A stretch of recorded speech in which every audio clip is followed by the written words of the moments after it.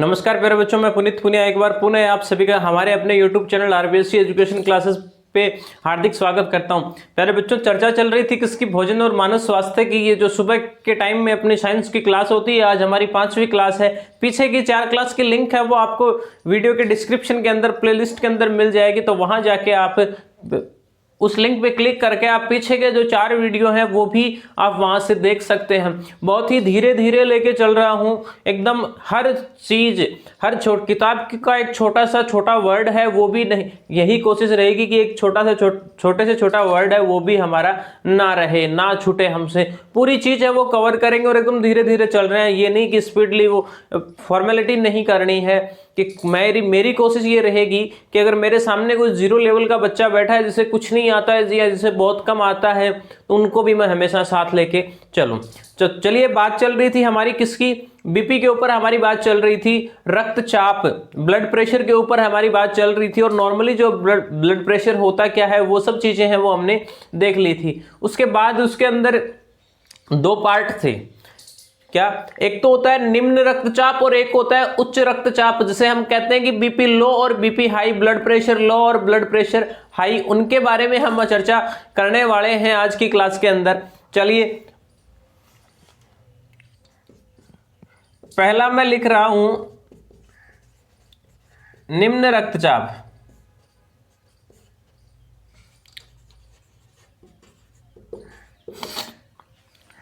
Normally हमने भी कई बार देखो, अपने जब भी हमारे घर के अंदर या हमारे आस पड़ोस के अंदर या रिश्तेदार के अंदर कोई बीमार हो जाता है, तो ये चीज हमें नॉर्मली सुनने को मिलती है कि बीपी लो हो गया, बीपी हाई हो गया। आखिर ये बीपी लो कैसे होता है, क्या होता है, बीपी हाई क्यों होता है, कैसे होता है, वो उन सब चीजों पर हम चर्चा अभी करने वाले हैं। मैं बात करूं कि बीपी लो की, उसके अंदर क्या होता है कि हमारे जो रक्त वाहिनियां हैं, जो धमनियां हैं या जो रक्त वाहिनियां हैं, उनके अंदर क्या होता है कि रक्त है वो बहुत कम मात्रा के अंदर प्रवाहित होने लगता है। बहुत ही कम मात्रा के अंदर, जो सामान्य मात्रा जिस प्रकार रोज रक्त बहता है, उससे क्या है कि रक्त है कम मात्रा में बहने लगता है। और ब्लड प्रेशर क्या होता है, ब्लड प्रेशर यही तो होता है ना कि रक्त के द्वारा वो रक्त वाहिनियों की अंदर की जो दीवारें होती हैं, उन दीवारों पर लगाया गया दाब, जब रक्त कम बहेगा तो ऑब्वियसली है कि दाब भी कम लगेगा। एक नली है या मैं यूं कहूं एक पानी का पाइप है, उसके अंदर एक तो पानी एकदम फुल जा रहा है, तो दाब वहां पानी का कुछ उसके पाइप के ऊपर ज्यादा लगता है। और क्योंकि अगर वहां से उसको निकलने के लिए आगे जगह ना मिले तो वो पाइप जैसे फट सकता है। और उसी प्रकार क्या है कि जब पानी कम जा रहा है तो वहां क्या होता है कि जो दाब है वो वहां कम होता है। ठीक है, तो वही बात है कि जब पानी ज्यादा जाता है तो उसके अंदर दाब है वो ज्यादा होता है, और पानी कम जाता है तो दाब कम होता है। वही चीज यहाँ है कि निम्न रक्तचाप के अंदर क्या है कि धमनियों के अंदर जो रक्त है वो कम मात्रा के अंदर बहने लगता है, और उसके द्वारा, और ऑब्वियसली जब कम मात्रा में बहेगा तो उसके द्वारा लगाया गया दाब भी है वो भी क्या होगा, कम होगा। चलिए, उसके बाद मैं चर्चा करूं कि उससे होता क्या है कि जैसे रक्त कम बहेगा, वही बात कि मैं ये कह रहा हूं कि मैं जैसे कोई मेरे पास को पानी की क्यारी है, उसके अंदर मैं तेज गति से अगर मैं पानी छोड़ूं या ऐसा पाइप छोड़ूं जो एकदम पानी से फुल भर के आ रहा है, तो उस क्यारी के 1 या 2 3 जो भी क्यारी है, उन सब के अंदर क्या है कि पानी एकदम अंत तक पहुंच जाएगा, जब भरपूर मात्रा के अंदर उससे पानी आएगा। और वही बात, जो पानी वहां थोड़ा थोड़ा आ रहा है तो उन सिरों तक है वो पानी नहीं पहुंच पाता है। अब रक्त का कार्य क्या होता है, रक्त हमारे शरीर के ऊतक हैं या शरीर के जो विभिन्न अंग हैं उन तक क्या करता है, उन तक ऑक्सीजन पहुंचाता है, उन तक ऑक्सीजन, या मैं यूं कहूं कि उनके लिए पौष्टिक भोजन है वो भी रक्त के द्वारा ही पहुंचाया जाता है। पौष्टिक भोजन के रूप में मुख्यतः ये मानो कि सबसे महत्वपूर्ण काम होता है रक्त का, वो क्या होता है कि शरीर के विभिन्न सिरों तक है ऑक्सीजन को पहुंचाना। उसके बाद मैं चर्चा करूं कि जब रक्त कम मात्रा में जाएगा तो क्या होगा, हमारा जो मस्तिष्क है या फिर हमारा गुर्दा है, हमारा जो लीवर है, हृदय है, इनके अंदर क्या होगा, यहां तक रक्त और वो जो पौष्टिक भोजन है वो नहीं पहुंचाया जा सकेगा। और जब ये चीजें, वही बात है, किसी इंजन को अगर उसका पेट्रोल या डीजल या ऑयल अगर नहीं मिलता है तो ऑब्वियसली वो इंजन काम नहीं करेगा। तो यही चीज इसमें क्या होगी, जब इनको ऑक्सीजन नहीं मिलेगी, इनको पौष्टिक भोजन नहीं मिलेगा, तो ये अपनी सामान्य अवस्था में काम, जो सामान्य रोज का इनका जो डेली का काम होता है, जिस तरीके से सामान्य रूप से ये काम करते हैं उस रूप से ये काम नहीं करते हैं, और कहीं ना कहीं उसका नुकसान है वो हमारे पूरे शरीर को उठाना पड़ता है।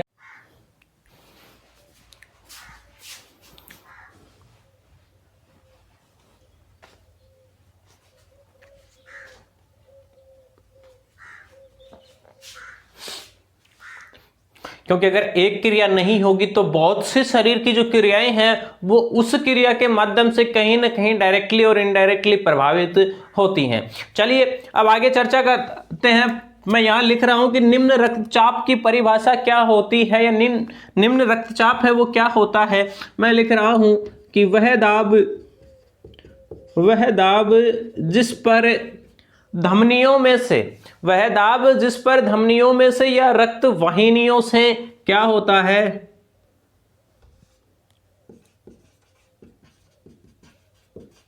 रक्त वाहिनियों से रक्त कम बहता हुआ,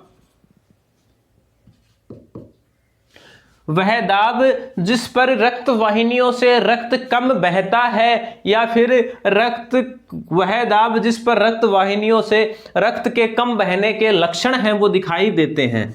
जो बुक में दे रखा है वही लिख रहा हूं,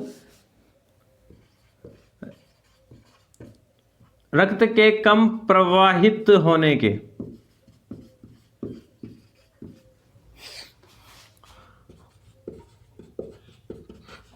लक्षण हैं वो दिखाई देते हैं। क्या कहलाता है वो निम्न रक्तचाप कहलाता है। और इससे क्या होता है कि जब रक्त कम बहता है, रक्त कम बहता है तो शरीर के जो महत्वपूर्ण भाग हैं, मैं बात करूं कि मस्तिष्क की, मैं बात करूं किसकी, हृदय की, मैं बात करूं हमारे गुर्दों की, यहां तक क्या है, ऑक्सीजन व पौष्टिक भोजन नहीं पहुंच पाता है। क्या ऑक्सीजन और पौष्टिक भोजन है वो नहीं पहुंच पाता है। ठीक है, साथ साथ जो भी लिखवा रहा हूं साथ साथ नोट जरूर कीजिएगा। उसके आगे मैं आप बताऊं कि क्या लिखा हुआ है आपकी बुक के अंदर, वो मैं कि मस्तिष्क, हृदय और गुर्दे जैसे महत्वपूर्ण इंद्रियों में ऑक्सीजन और पौष्टिक आहार नहीं पहुंच पाता, जैसे ये अंग हैं वो सामान्य रूप से काम नहीं करते हैं। ठीक है, यही बात मैंने आपको बताई थी कि भाई जब इनका जो ये मान लो कि ये कोई इंजन है, ये भी इंजन है, ये भी इंजन है, ये भी मशीन है, ये भी मशीन है। इस मशीन का जो मेन ईंधन है, मैं बात करूं जैसे कोई इंजन है, उसके लिए ईंधन क्या होता है, पेट्रोल का है, और डीजल का इंजन है। डीजल का इंजन है तो उसका ईंधन है वो क्या होता है, डीजल। तो वही जब नहीं पहुंचेगा उस मशीन तक, उसका जो चलने का जो मुख्य ईंधन है वो अगर नहीं पहुंचेगा तो उसके बाद तो वो चलेगी नहीं ना। तो ये इससे क्या होते हैं कि ये सामान्य रूप से कार्य करना है वो बंद कर देते हैं। चलिए मैं बात करूंगी उच्च रक्तचाप की, कि भाई उच्च रक्तचाप क्या होता है, हाई बीपी क्या होता है। High BP, high blood pressure है वो क्या होता है, हाई बीपी वो होता है कि जब दाब है वो सामान्य से ज्यादा बढ़ जाए। क्या, जो रक्त के द्वारा जो धमनियों के अंदर जो दाब लगाया जाता है, धमनियों की दीवारों पर रक्त के प्रवाह के कारण लगने वाला दाब अगर सामान्य अवस्था से ज्यादा बढ़ जाए, जो सामान्य नॉर्मली जो दाब रहता है उससे ज्यादा अगर हो जाए तो क्या होता है, बीपी है वो हाई हो जाता है। अब सबसे कि भाई बीपी हाई होता क्यों है, बीपी हाई होता है क्यों, जैसा कि आपकी बुक में दिया हुआ है कि खूब सारे कारण लिखे हुए हैं। मैं उनमें से मुख्य मुख्य आपको बताऊं। देखो, हम उससे अगर सामाजिक जीवन से जोड़ के अगर उस चीज को देखा जाए तो हम क्या कहते हैं, नॉर्मली आपने भी सुना होगा कि तू मेरे को गुस्सा मत दिला वरना मेरा बीपी हाई हो जाएगा। गुस्से से क्या होता है, बीपी हाई होता है। क्रोध से क्या होता है, ब्लड प्रेशर ज्यादा हो जाता है। गुस्सा आना, क्रोध करना या चिंता करना, ठीक है, इन सब चीजों से, या कोई शंका करना, ये इन सब चीजों से क्या होता है कि ब्लड प्रेशर है वो बढ़ जाता है। उसके अलावा क्या क्या कारण होते हैं, उसके अलावा ज्यादा तली हुई चीजें खाना, ज्यादा घी युक्त कोई भोजन करना, या फिर क्या दे रखा है कि ज़्यादा इसमें मैदे से बने खाद्य पदार्थ, ज़्यादा चीनी, ज़्यादा मसाले, ज़्यादा अचार, तो वही चीज़ें आ गई कि उनमें क्या होना क्या है, उनमें घी या चिकनाई, ये मैं बात करूँ या तेल की या फिर मिर्च मसाले, ये अगर आवश्यकता से अगर हम ज़्यादा खाएंगे तो ऑब्वियसली हमारा बीपी है वो बढ़ जाएगा। उसके अलावा क्या दिया हुआ है, उसके अलावा ये दिया हुआ है कि ज़्यादा नशीले पदार्थों का अभी इसके बाद अगला जो हमारा टॉपिक होगा वो क्या होगा, नशीले पदार्थ। अगर ज़्यादा नशीले पदार्थों का भी हम सेवन करेंगे तो क्या होगा, हमारा बीपी है वो क्या हो जाएगा, हाई हो जाएगा। अगर शरीर को थोड़ा सा भी मतलब ज़्यादा पूरे दिन आराम करेंगे तो भी बीपी हाई होने की संभावना है वो बढ़ जाती है। अगर व्यायाम नहीं करते हैं या फिर दिन भर कोई काम नहीं करते तो क्या है कि बीपी ज़्यादा बढ़ने की संभावनाएं हैं वो बढ़ जाती हैं। परिभाषा में अगर इसकी लिखूं तो मैं क्या लिखूंगा कि धमनियों या रक्त वाहिनियों की दीवारों पर रक्त द्वारा लगाए जाने वाला दाब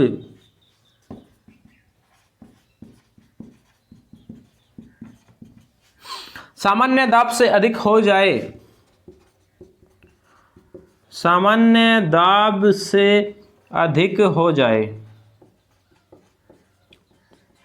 तो क्या कहलाता है, ये हाई बीपी है वो, तो ये दाब है वो क्या कहलाता है, ये दाब उच्च रक्तचाप कहलाता है। ठीक है, अगर जो रक्त द्वारा जो धमनियों के अंदर या धमनियों की जो दीवारों के ऊपर जो दाब लगाया जाता है वो दाब अगर सामान्य मान से अधिक हो जाए, सामान्य मान से अधिक बढ़ जाए, सामान्य मान कितना होता है 80 से 120 हम देखते हैं, तो वो मान अगर ज्यादा बढ़ जाता है तो क्या 120 से ज्यादा चला जाता है तो उसे हम क्या कहते हैं, बीपी हाई कहा जाता है। उसके साथ में लिखा हुआ है बुक में कि इसके कारण क्या है, कि बीपी हाई होने के कारण है वो क्या क्या है, तो मैं इनको क्या लिखूंगा, मैं ये लिखूंगा कि सबसे पहला कारण है, सबसे बड़ा जो कारण है ये क्या होता है, क्रोध, चिंता, गुस्सा और क्रोध तो एक ही चीज है। चलो, तो इनके कारण या फिर शंका, किसी पर शक करना, शक करने से भी क्या है कि शक करने से दिमाग में क्या है, चिंता उत्पन्न होती है और चिंता उत्पन्न होने से क्या होता है, बीपी, इन सब से क्या होता है, शंका से बीपी हाई होता है। उसके बाद मैं बात करूं कि खाने की, तो खाने में क्या क्या आएगा, खाने में ये आएगा कि ज़्यादा तेल, घी, चीनी या फिर क्या मिर्च मसाले युक्त भोजन, या फिर मैं एक आएगा इसमें ज़्यादा मैदे वाला भोजन भी, वो आपकी बुक के अंदर दे रखा है कि मैदे से बने पदार्थ ज़्यादा खाने से भी क्या होता है, बीपी हाई हो जाता है। उसके बाद दे रखा है क्या, अचार वगैरह वगैरह, ये सब चीज़ें हैं, इनके खाने से क्या होगा कि बीपी है वो बढ़ जाएगा। उसके बाद अगली चीज़ है वो, अगला कारण मेरे को क्या दे रखा है कि ज़्यादा नशा करने से, ज़्यादा नशा करने से। अब इस नशे के अंदर सब कुछ आ गया, इसके अंदर बीड़ी, सिगरेट, गुटखा और जो शराब वगैरह है वो सब आ गया कि ज़्यादा नशा करने से भी बीपी क्या हो जाता है, हाई। उसके बाद भैया बचाव क्या होगा, अगर मैं बात करूं कि बचाव की, तो देखो जो कमी है अगर उनको दूर किया जाए तो क्या हो जाएगा बचाव, ज़्यादा तेल, घी, चीनी, मिर्च मसाले युक्त भोजन नहीं करना चाहिए। ठीक है, तो इसके अंदर क्या होता है कि अगर उच्च रक्तचाप एक ऐसी बीमारी है जिससे अगर समय रहते अगर उससे निजात पाई जा सके, समय रहते उस पर कंट्रोल किया जा सके तो ये बेहतर साबित होगा। अदरवाइज ये बहुत बड़ा मतलब नुकसान है वो पहुंचाता है, यहाँ तक कि मानव जीवन की क्षति भी हो सकती है। चलिए, बचाव की मैं बात करूं तो सबसे पहली बात मेरे को कैल्शियम और पोटेशियम युक्त, एक तो खाने के अंदर क्या है कि जो ये पोटेशियम होता है जिसको के से हम रिप्रेजेंट करते हैं कि पोटेशियम की मात्रा है वो प्रचुर होनी चाहिए। उसके अलावा कैल्शियम, कैल्शियम सबसे ज़्यादा किस में पाया जाता है, दूध के अंदर सबसे ज़्यादा कैल्शियम पाया जाता है। तो कैल्शियम, पोटेशियम और मैग्नीशियम ये तत्व हैं, ये खाने के अंदर हम इनको ज़्यादा से ज़्यादा काम में लें। मैं यहाँ लिख रहा हूँ कि भोजन में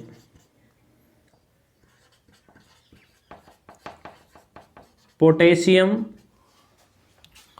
कैल्शियम और मैग्नीशियम तत्व प्रचुर मात्रा में हो। ठीक है, ये तत्व क्या है, प्रचुर मात्रा में हो। उसके बाद क्या है कि नशा नहीं करना चाहिए। भाई ज्यादा नशा करने से, तो इसका मतलब क्या लिखोगे, नशा नहीं करना चाहिए। एक चीज आई थी कि शरीर को अगर अधिक आराम मिलता है तो उससे भी बीपी हाई हो जाता है। तो मैं क्या लिखूंगा, मैं लिखूंगा मेरे को क्या करना चाहिए, व्यायाम करना चाहिए। मेरा कहने का मतलब क्या है कि जो कारण है उन कारणों को अगर हम दूर कर दें तो वो क्या है, वो ही निवारण हो जाता है। ठीक है, तो क्रोध, चिंता, गुस्सा, शंका, ये सब चीजें नहीं करनी चाहिए, ये नहीं खाना चाहिए, नशा नहीं करना चाहिए और व्यायाम करना चाहिए। एक चीज ये थी ना कि शरीर को ज्यादा आराम नहीं देना चाहिए, तो ज्यादा आराम नहीं दे, हम अगर व्यायाम करेंगे तो आराम नहीं मिलेगा, और आराम नहीं मिलेगा तो बीपी हाई होने के चांसेस हैं बिल्कुल कम हो जाएंगे। ठीक है, अब आपकी बुक में क्या दे रखा है कि एक ताजे फल और डिब्बे बंद सामग्री का भी प्रयोग है वो करना चाहिए। रेशे युक्त पदार्थ खूब खाएं और संतृप्त वसा, फैट जिसको बोलते हैं, उसकी मात्रा है वो कम करनी चाहिए। और उसके साथ ही नियमित व्यायाम करना चाहिए। खूब तेज लगातार 30 मिनट पैदल चलना सर्वोत्तम व्यायाम है। योग, ध्यान, प्राणायाम रोज करना चाहिए। धूम्रपान और मदिरापान नहीं करना चाहिए। ये सब चीजें हैं, तो चलिए नोट कर लीजिए, स्क्रीनशॉट ले लीजिए, उसके बाद आगे चर्चा करते हैं। बीपी की जो बात है वो हमारी कंप्लीट हो चुकी है कि ब्लड प्रेशर है वो क्या होता है, कैसे होता है, उसके बाद कि कितने प्रकार का होता है, जिसे हम क्या कहते हैं, एक तो लो बीपी और एक हाई बीपी। उसके बाद जो अपना अगला टॉपिक है, अगला टॉपिक मानो या इसी चैप्टर के अंदर मैं यूं कहूं कि अगला एक बिंदु है वो क्या दे रखा है मेरे को, टॉक्सिक सब्सटेंस दे रखा है, यानी नशीले पदार्थ जिसको हम कहते हैं क्या, नशीले पदार्थ।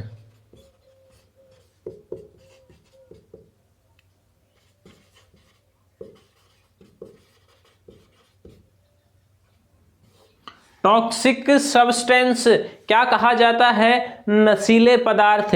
ठीक है, चलिए मैं आगे चर्चा करूं कि होते क्या क्या हैं, इनसे आप भली भांति वाकिफ हैं, अपने डेली जीवन में ये सब चीजें हैं, आप देखते हैं। आप दुकान के ऊपर अगर चीनी लेने जाते हैं तो सबसे पहले दुकान के अंदर एंटर करते ही सामने आपको वो सब चीजें हैं वो टंगी हुई दिखाई देती हैं, जिन्हें क्या कहा जाता है, गुटखा, तंबाकू।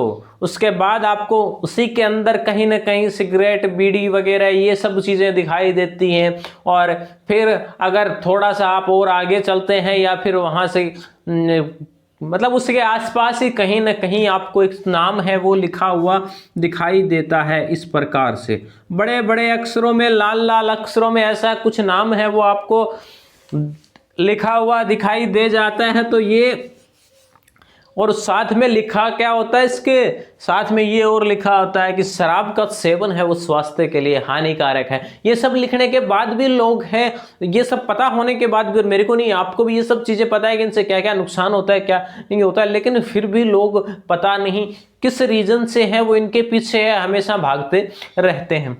सो आदत पड़ती है। एक छोटी सी मैं बात करूं कि कभी ये जो गुटखा आता है या तो फिर कभी थोड़ा सा गुटखा किसी ने खिला दिया है या फिर थोड़ी एक सुपारी जैसे आती है, वो सब चीज़ें जो फ्लेवर्ड सुपारी आती हैं, ये सब खाली यहाँ से क्या है कि आदतें शुरू होती हैं। फिर वो आदतें हैं वो मन उनको उनका ज़्यादा सेवन की जिज्ञासा है वो धीरे धीरे बढ़ने लगती है।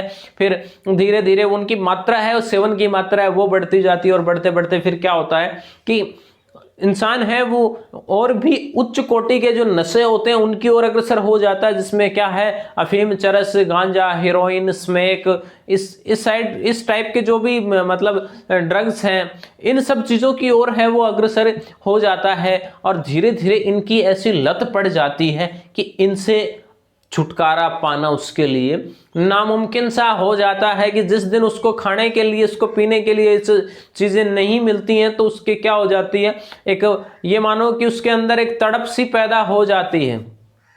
ठीक है, चलिए अब आगे चर्चा करते हैं। मेन बात है वो मैंने आपको बता दी। और आपकी बुक में क्या लिखा हुआ है कि आनंद का भ्रम उत्पन्न करने की दृष्टि से कुछ लोग हैं वो विभिन्न प्रकार के नशीले पदार्थों का सेवन करते हैं। वो सेवन उनके मन में ये होता है कि इसको खाने से, इसको पीने से क्या आएगा, आनंद आएगा। इस भ्रम से वो क्या करते हैं, उनका सेवन करते हैं और धीरे धीरे इन पदार्थों की उनको आदत पड़ जाती है और वो अधिक नशीले पदार्थों का उपयोग करने लगते हैं। प्रत्येक नशीला पदार्थ है वो मानव शरीर को क्या पहुंचाता है, नुकसान पहुंचाता है, कोई फायदा नहीं करता है और उसे स्थायी रूप से उसका रोगी बना देता है। हमारे समाज के या हमारे दैनिक जीवन में प्रचलित कुछ सामान्य नशीले पदार्थों की हम बात करें तो सबसे पहला क्या आता है, सबसे पहला आता है गुटखा। क्या आता है सबसे पहला? गुटखा। देखो, सुपारी के टुकड़े, कत्था, चूना, संश्लेषित खुशबू धातुओं का वर्क आदि पदार्थों के मिश्रण से क्या किया जाता है, गुटखा है वो तैयार किया जाता है। उसमें भी तरह तरह की चीजें हैं वो मिलाई जाती हैं कि सुपारी के जैसे टुकड़े होते हैं छोटे छोटे, सुपारी बारीक रूप से कटी हुई होती है, उसके अंदर वो चूना है, कत्था है, या फिर उसे मतलब फ्लेवर्ड किया जाता है, उसके अंदर ऐसी ऐसी चीजें मिलाई जाती हैं कि जिनसे अच्छी अच्छी क्या है, खुशबू आए।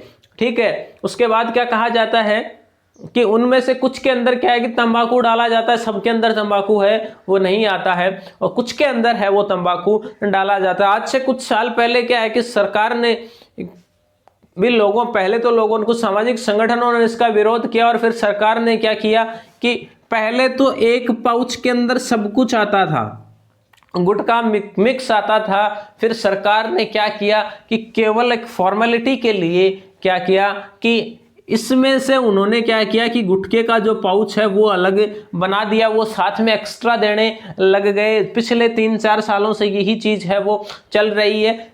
मतलब सरकार ने क्या कहना चाहा कि वो ये बताना चाह रहे थे कि भैया ये गुटखा है, ये अलग कर रहे हैं इससे, और साथ में 18 साल से कम उम्र के बच्चे को ये वो प्रदान नहीं किया जाएगा। लेकिन ऐसा कुछ भी नहीं है। आज दुकान के ऊपर 8 साल का, 5 साल का बच्चा भी जाके कह दे कि मेरे को 10 रुपए के 2 गुटखे दे दो, तो कोई भी दुकानदार ऐसा नहीं होता है जो उस बच्चे को मना कर देगा कि नहीं बेटा मैं तेरे को ये नहीं दूंगा, तेरी उम्र है वो 18 साल से कम है। तो उन्होंने क्या किया कि इसको बंद करने की बजाय क्या किया कि इसको एक अलग तरीके से चला दिया। और अभी हाल ही में मैं बात करूं कि राजस्थान में कुछ दिन पहले हुई थी ये बात कि राजस्थान में गुटखा बंदी की जाती है। तो उसके बाद क्या हुआ कि 1-2 दिन तो छापे पड़े, जिनके पास जो मिला उसे बरामद कर लिया गया। और ये सब चीजें उसके बाद 5-4 दिन बाद वापस चालू हो गया, क्योंकि सरकार को भी इससे एक अच्छा रेवेन्यू प्राप्त होता है, तो वो खुद नहीं चाहती। शराब से है, इन नशीले पदार्थों से सरकार को बहुत अच्छा रेवेन्यू मिलता है, बहुत ज्यादा मात्रा में पैसे मिलते हैं, तो सरकार खुद नहीं चाहती कि ये सब चीजें हैं वो बंद हो जाएं। उसके ऊपर स्लोगन जरूर लिखे जाते हैं। मतलब ये पिछले दिनों ये नियम निकाल दिया था कि जो भी पाउच है या जो भी पैकेट है उसके आपको 60-70% या 80% हिस्से के ऊपर है वो क्या है कि एक चेतावनी लिखनी होगी कि इससे क्या होता है, कैंसर होता है, नहीं खाना चाहिए, ये है वो है। लेकिन वही बात, अगर मंशा हो बंद करने की तो ऑब्वियसली बंद किया जा सकता है, लेकिन एक अच्छा रेवेन्यू मिलता है उसके चलते ये भी बंद नहीं कर रहे हैं। चलिए आगे चर्चा करते हैं, हम हमारे सिलेबस के ऊपर आते हैं।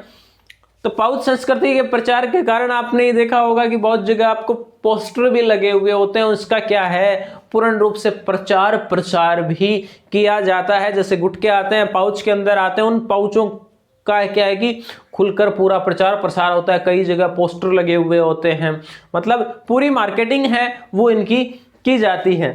ठीक है। उसके बाद क्या कहा, हाँ दूसरी बात, महिलाएं और छोटे बच्चे भी, कोई भी इनसे है वो अछूता नहीं है, कोई भी ऐसा नहीं है जो इन तक नहीं पहुंचता या सेवन नहीं करता। लगभग आजकल तो क्या है, पहले तो सिर्फ आदमी करते थे, अब आजकल महिलाएं और छोटे छोटे बच्चे भी हैं वो इसकी चपेट में है वो आ चुके हैं। गुटखे के प्रयोग से आर्थिक हानि तो आपको होगी, आपके पैसे तो वेस्ट होने ही होने हैं। उसके साथ क्या कहा, उसके साथ शरीर का शारीरिक नुकसान भी होता है, शरीर का नुकसान भी होता है। आपने देखा होगा कि जो लोग पूरे दिन गुटखा खाते रहते हैं उनके क्या होता है कि दांत है वो पीले पड़ जाते हैं, लाल कलर के हो जाते हैं दांत, और जबड़ा है वो भी क्या है खराब हो जाता है। और सबसे ज्यादा क्या है कि मुंह के कैंसर का डर है वो किससे होता है, मुंह के कैंसर होने का सबसे ज्यादा कारण है वो गुटखा है, या इस गुटखे से मुंह का कैंसर होने का डर है वो रहता है। साथ ही जबड़े की जो मांसपेशियां हैं वो कठोर हो जाती हैं। उसके बाद है वो मुंह है उनका पूरा नहीं खुलता है। आप कभी कोई अगर आपके परिवार के अंदर ऐसा कोई हो जो पूरे दिन गुटखा खाता रहता हो, उसका आप मुंह खुला के देखना कि भाई आप मुंह खोलो और उस मुंह को नापना कि इतना खुलता है इतना खुलता है, फिर उसका नापना। जो नहीं खाता है आपको फर्क है वो खुद ब खुद पता चल जाएगा। और जबड़ा ठीक से नहीं खुलता है, ऐसा सबम्यूकस फाइब्रोसिस रोग के कारण होता है। ये है इसके अंदर क्या है इंपॉर्टेंट चीज।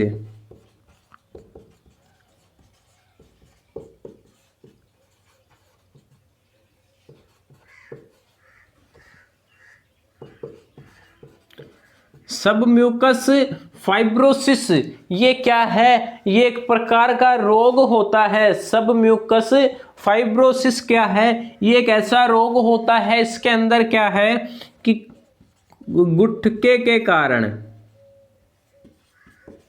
गुटखे के ज्यादा सेवन के कारण या लगातार सेवन के कारण जो जबड़े की मांसपेशियां हैं वो कठोर हो जाती हैं। जबड़े की मांसपेशियां कठोर हो जाती हैं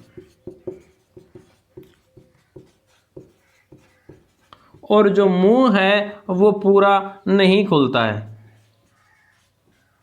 मुंह है वो पूरा नहीं खुलता है। किसके कारण? गुटखे के ज्यादा सेवन के कारण जबड़े की जो मांसपेशियां हैं ये वो जो कठोर हो जाती है और उसके बाद जब हम मुंह खोलते हैं तो मुंह है वो हल्का सा खुलता है, थोड़ा सा खुलता है, मुंह पूरा नहीं खुलता है। ये किस रोग के कारण होता है? सबम्यूकस फाइब्रोसिस रोग के कारण होता है।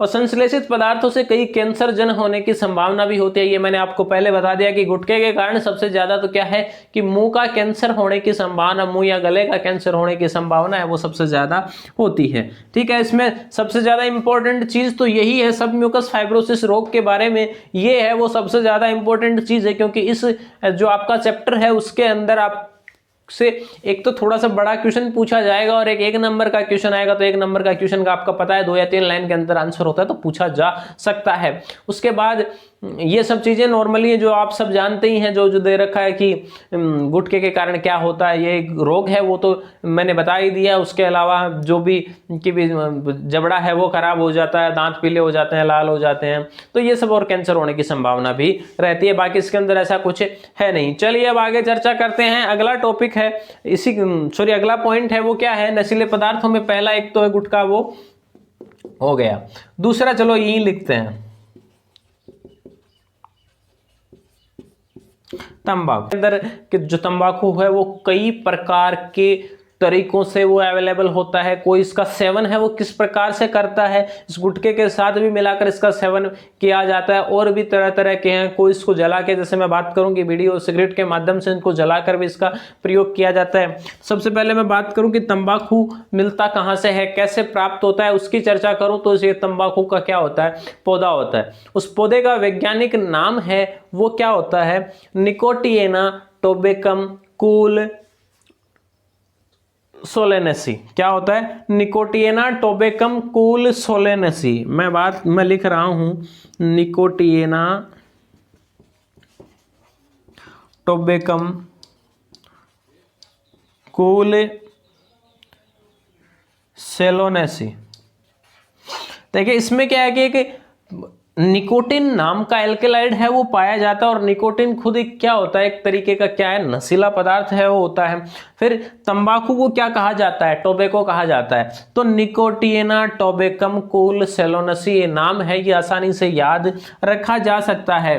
फिर मैं बात करूं कि तंबाकू के अंदर क्या है, लगभग 7 से 8% तंबाकू की जो पत्तियां होती हैं उनमें 1 से 8%, 1 से लेकर 8% तक क्या पाया जाता है? निकोटिन नाम का एल्कलाइड पाया जाता है।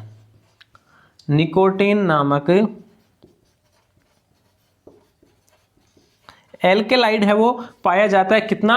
1 से 8% हो सकता है, 1% भी, 2% भी, और 8 नॉर्मली ये है कि 1 से 8% के बीच के अंदर ही वो रहता है। इसका मान है वो क्या होता है? 1 से 8% किसका? निकोटिन नाम का एक एल्केलाइड पाया जाता है। उसके बाद क्या है कि तंबाकू का सेवन है वो काफी प्रकार से किया जाता है। कैसे?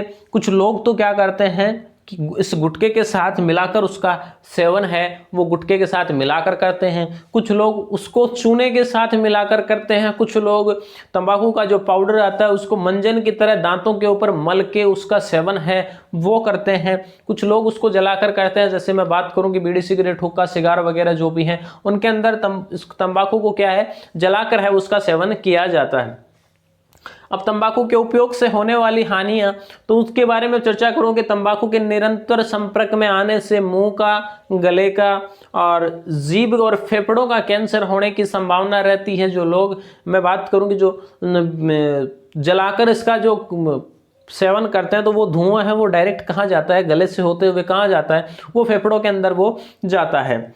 ठीक है, तो सबसे पहली चीज है वो इसके नुकसान की है, तो मैं बात क्या करूं, मैं यहां लिख रहा हूं कि नुकसान क्या होते हैं। सबसे पहला मैं लिखूंगा कि मुंह, जीभ, गले और फेफड़े का कैंसर। ठीक है, उसके बाद क्या लिखा हुआ है कि तंबाकू में उपस्थित निकोटीन, ये जो निकोटीन तंबाकू में अवेलेबल होता है ये धमनियों की दीवारों को मोटा कर देता है, जिससे रक्तदाब और हृदय स्पंद की दर है वो बढ़ जाती है। थोड़ी देर पहले हमारी चर्चा चली थी इसकी, रक्तदाब है वो क्या है कि इस नशीले पदार्थों के कारण है वो रक्तदाब हमारा बढ़ जाता है। क्यों बढ़ता है उसका कारण देखो, अभी अभी आपके सामने यहाँ आ गया है, आपकी बुक में बाकायदा लिखा हुआ है कि जब निकोटीन का सेवन करते हैं तो रक्त की हमारे जो ये धमनियां होती हैं जिनमें रक्त बहता है, इनकी दीवारें हैं वो मोटी हो जाती हैं और वहां से क्या है कि रक्तदाब है वो बढ़ जाता है, हृदय स्पंद की दर है वो बढ़ जाती है, हृदय के धड़कने की दर है वो क्या है बढ़ जाती है। गर्भवती महिलाओं द्वारा तंबाकू का सेवन करने पर उनके भ्रूण के विकास की गति है वो कम हो जाती है। यानी अगर गर्भवती महिलाएं तंबाकू का सेवन करती हैं तो होने वाले बच्चे के ऊपर भी उसका असर पड़ता है। उसके बाद क्या है कि सिगरेट के धुएं में उपस्थित कार्बन मोनोऑक्साइड लाल रुधिर कणिकाओं को नष्ट करके रुधिर में ऑक्सीजन परिवहन की क्षमता कम कर देता है। देखो रक्त के अंदर क्या होता है कि ये रक्त कणिकाएं होती हैं, सफेद रक्त कणिका होती है, लाल रक्त कणिका होती है, क्या कहते हैं WBC और RBC कहा जाता है। तो RBC क्या होती है, लाल रुधिर कणिकाएं होती हैं, उनको ये धुएं में इस सिगरेट या जो भी है तंबाकू के धुएं के अंदर जो कार्बन मोनोऑक्साइड CO, क्या कार्बन मोनोऑक्साइड जिसे क्या कहा जाता है CO, कार्बन डाइऑक्साइड को क्या CO2 कहा जाता है, तो ये उन लाल रुधिर कणिकाओं को नष्ट कर देती है। और RBC का काम क्या होता है कि ऑक्सीजन का प्रवाह है वो RBC के द्वारा किया जाता है, तो वो ऑक्सीजन प्रवाह की दर है वो कम हो जाएगी। अभी थोड़ी देर पहले हमने पढ़ा कि अगर शरीर के उन भागों तक अगर ऑक्सीजन प्रॉपरली नहीं पहुंचती है तो क्या है उससे BP का है वो BP है हमारी असंतुलित हो जाती है। उसके बाद क्या लिखा हुआ है कि सिगरेट, बीड़ी आदि के दुष्प्रभाव उसके सेवन करने के साथ साथ उनके बैठने वालों पर पड़ते हैं। अगर मान लो कि आपके सामने कोई सिगरेट पी रहा है तो वो जो धुआं है उन धुएं की आप क्या कहीं ना कहीं वो धुआं भी सांस के साथ आपके फेफड़ों के अंदर जाएगा और आप क्या है उसका, वो तो डायरेक्ट नशा कर रहा है और आप क्या कर रहे हो, आप उसका इनडायरेक्टली नशा है वो कर रहे हो। तो ये नशा है ये और भी खतरनाक होता है, डायरेक्ट नशे से इनडायरेक्ट नशा है वो और भी खतरनाक होता है। तो इन प्रकार के व्यक्तियों से क्या है कि दूरी बना के रखनी चाहिए।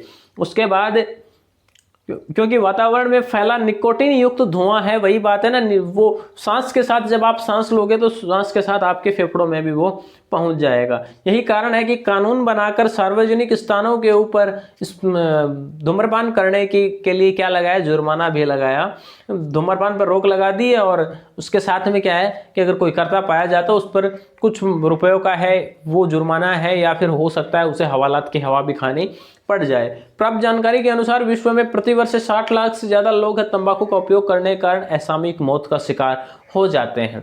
यानी मौत को है वो बुलावा देते हैं लोग खुद ब खुद। तो इनमें से 50-60 लाख लोग ऐसे हैं जो जिनका बुलावा है वो मौत है वो हर साल स्वीकार कर लेती है कि चलो ठीक है आप कह रहे हो, आप बुला रहे हो तो मैं खुद आ रही हूँ।